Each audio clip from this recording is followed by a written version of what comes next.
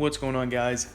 I'm here with the Marvel's Avengers video, and today I'm basically going to be combining both the weekly blog week and updates with the devs into one single video, so I just get everything crammed in instead of making two separate videos on that.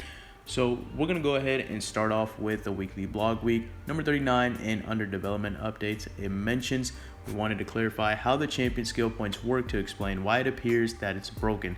The too long didn't read is that the champion system increases the amount of bonus percent used to modify damage, willpower, etc. It does not multiply the amount of bonus. We will be updating our in-game UI/messaging to make this distinction clearer. To get into the details, the difference between expectation and reality is based on additive versus multiplicative scaling of bonuses. In the game, the amount of damage you do, how much willpower you have, how often you dodge attacks, how much damage enemies do to you, etc. are all impacted by various bonus modifiers. For example, your raw damage output might have bonuses from your gear, your abilities, what comics you've collected, and dozens of other behind the scenes elements. Let's pretend that your current multiplier/rating is 1000%, which is in the neighborhood of where they are these days.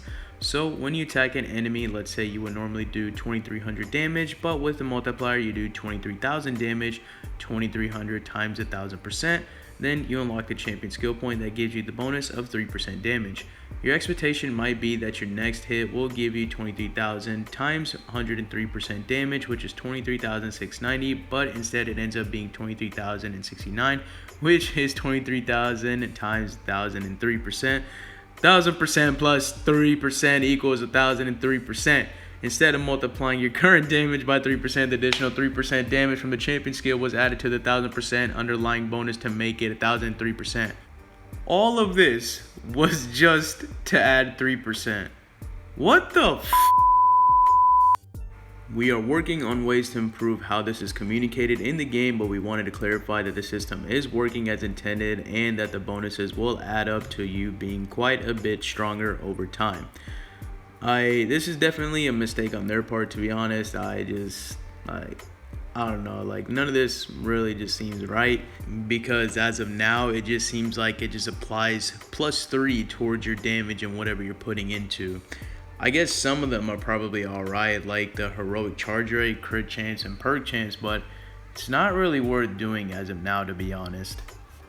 The marketplace update for this week still has endgame Iron Man and endgame Hulk, so that's cool to see. And there is a new team skin set that is called Blue Hollow. Also, there are a new set of the Red Room Takeover animated nameplates.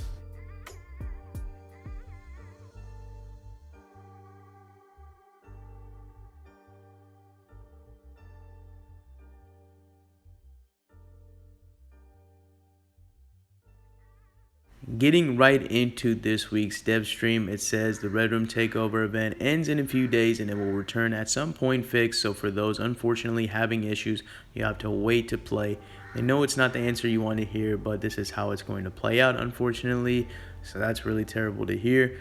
Small patch for next week as soon as Tuesday, just a fix for gear dropping below power level 130, so no, not the Omega level threat patch. If the OLT release is too easy, they will make it harder when it comes out.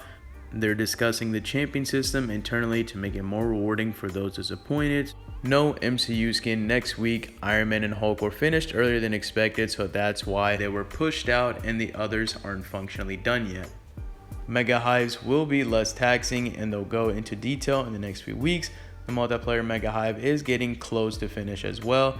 If you haven't gotten the PS Plus Hawkeye outfit, submit a support ticket and they'll grant it to your account. Can confirm this does work. New Cap outfit next week, basically just Cap in a blue and black biker jacket. That's pretty much it. Nothing really exciting as Phil couldn't be on this stream.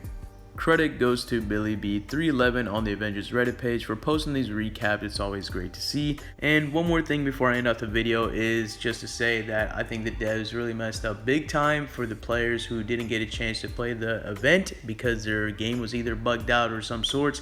I think they should definitely be rewarded with something for not being able to participate. I guess like 1,000+ free credits would be great to see. I honestly think they should just take that approach, since it's pretty messed up that they don't get anything for, not being able to complete it, which is not their fault at all. But yeah, that's gonna cover it for today's video. If you guys enjoyed it, as always, be sure to leave it a like and subscribe. See you guys in the next one.